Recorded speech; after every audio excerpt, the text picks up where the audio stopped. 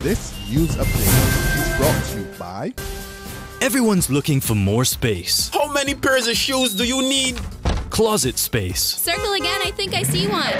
Parking space. And that is how Pythagoras' theorem works, understand? Even headspace. But when it comes to data storage, MyCloud from Lime has plenty of room for you. Upgrade to a Lime data plan of 500 megs or more and get 3 gigs of MyCloud data storage free. It's great for storing photos, music, and much more. So don't delete it. Store it on MyCloud from Lime. It's the only space to be. Upgrade to Lime! Welcome to the Barbados Today Morning News Update. It's Thursday, February the 12th, 2015. I'm Emmanuel Joseph. Thanks for joining us. We begin with news of more trouble involving some of the 19 Nigerian students whose program of study in Barbados has already been prematurely terminated, and plans are being finalized to fly them back home. In the latest development, police have launched an investigation into missing money from one of the students. Law enforcement officers were called into Casa Grande Hotel at Oldbury St. Philip, where the young people are staying after receiving a report of theft and missing money.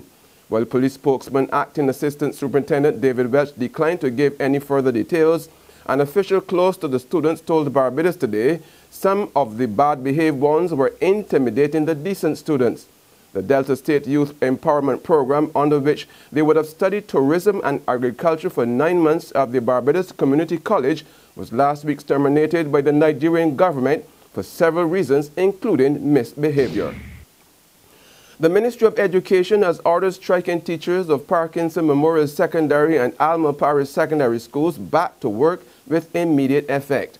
However, President of the Barbados Union of Teachers, Pedro Shepherd, says he would first have to see the official directive before making a final decision. In the meantime, though, Shepherd yesterday threatened to escalate industrial action if no positive response was forthcoming from the ministry regarding the teachers' concerns over safety at the 2 schools.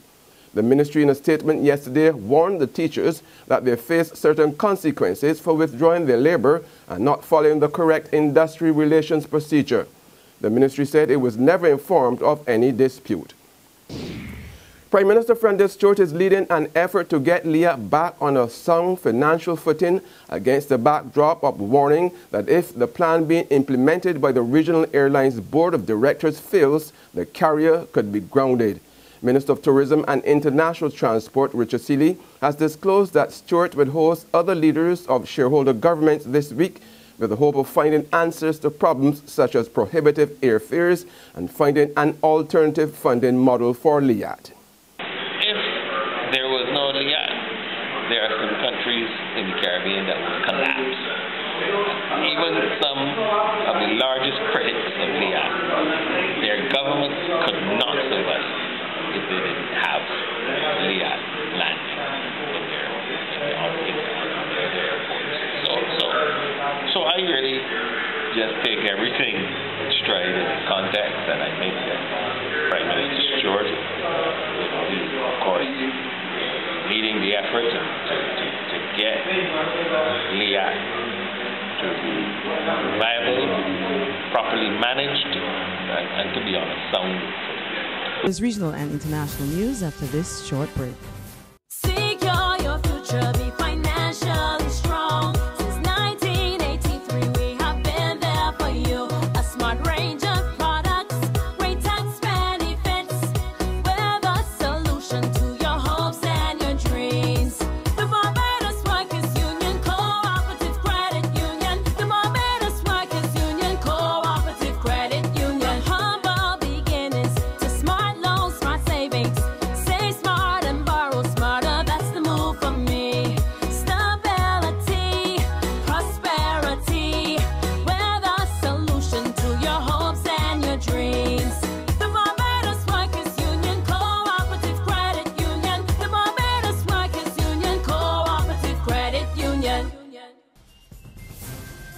Welcome back with news from the region that the Constituency Boundaries Commission has recommended an increase in the number of constituencies in St. Lucia from 17 to 21. Members of Parliament were this week debating a report from the Commission. The report calls for 4 new constituencies in Castries, Gros Islet and Babonneau. Meanwhile, politicians from the two leading parties are divided on the proposals of the Constituency Boundaries Commission report. Naysayers are worried about the financial implications of increasing the number of constituencies to 21. And despite assurances from the Prime Minister Kenny Anthony, the opposition remains unconvinced about the changes. Anthony says the cost of establishing and maintaining new constituency offices will not adversely affect the island's coffers. 0.66% of the total annual wages and salaries of the government of St. Lucia go to the cost of the politicians and maintaining constituency offices. To put it in more technical language, the ratio of the salaries of politicians as a percentage of total wages and salaries is barely over half of 1%. However, UWP political leader Alan Chasney claims the Prime Minister has been inconsistent with the fiscal analysis on an increase in constituencies. In 2001, the then Prime Minister, who happened to be the same Prime Minister as now, a recommendation was made by the same council to go to 19 constituencies. And he indicated that the country could ill afford going to 19. Here we're now talking about going to 21. And every single economic indicator tells us that the economy is actually worse off today than it was in 2001. Chasney also questions the reliability of the Boundaries Commission report. Meanwhile, Castries Central MP Richard Frederick chimed in on the debate. Surprisingly, he shares similar sentiments with Alan Chasney on the perceived cost implications for the state. Totally against this at this point. I mean, when unemployment is rising, we can hardly, our revenue is inadequate to essentially take care of our expenses. We cannot be, I don't mind had it been a one-off expense, but it will be a perpetual expenditure. In Trinidad and Tobago, former Prime Minister Patrick Manning is bowing out of elective politics, and the People's National Movement has selected a fresh face to contest the seat for the next general elections. One political commentator thinks Manning's departure from politics is good news for opposition leader Dr. Keith Rowley. So it is damn if you do, it is damn if you don't, and you just have to do what you think is right and be damned. Let them damn us if they wish. Few can argue the mastery of his contributions in the Parliament, but after the next general election, Mr. Manning will no longer occupy the seat he's held for more than 4 decades. So there's a difference between a manifesto and a vision document.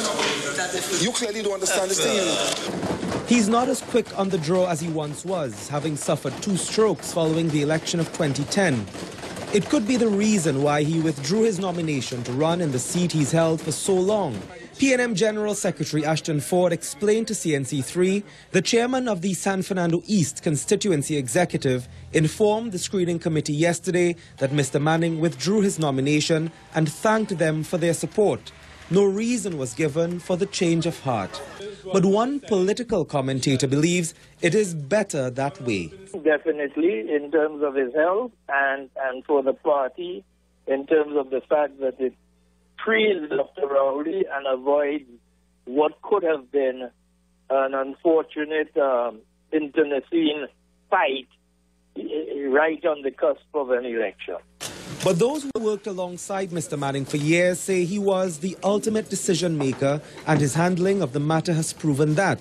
On the global front, a top U.S. counter-terrorism official has warned that the number of foreign fighters traveling to join ISIS's ranks is increasing at an alarming rate. Nicholas Rasmussen, director of the National Counter-Terrorism Center, said more than 20,000 fighters from more than 90 countries have traveled to ISIS battlefield, according to testimony before the House Homeland Security Committee hearing on Wednesday. Of those fighters, an estimated 3,400 are assessed to come from Western countries, including more than 150 from the United States. Meanwhile, U.S. President Barack Obama is expected to officially ask Congress today for approval in its war against ISIS. There's big and then there's bigger. Introducing Triple Juice, set to be the world's biggest super yacht at a whopping 222 meters long. At $1 billion, it will also be the most expensive private yacht ever built, costing more than the annual GDP of Western Sahara, the British Virgin Islands, and Micronesia. And just thinking about that kind of money, we sail away from our morning news update. However, you can join us again this afternoon. Until then, remember to log on to www.barbadostoday.bb, subscribe to our e-paper and email updates, or like us on Facebook. You can also catch us on Izumi Media in bus terminals or screenplay at supermarkets and gas stations near you. Also tune into Channel 101 on Lime TV, as well as Mix 96.9 FM to get all the latest news and sports. I'm Emmanuel Joseph. Have a fantastic day. This news update is brought to you by... Everyone's looking for more space. How many pairs of shoes do you need? Closet space. Circle again, I think I see one. Parking space. And that is how Pythagoras' theorem works. Understand? Even head space. But when it comes to data storage, MyCloud from Lime has plenty of room for you. Upgrade to a Lime data plan of 500 megs or more and get 3 gigs of MyCloud data storage free. It's great for storing photos, music, and much more. So don't delete it. Store it on MyCloud from Lime. It's the only space to be.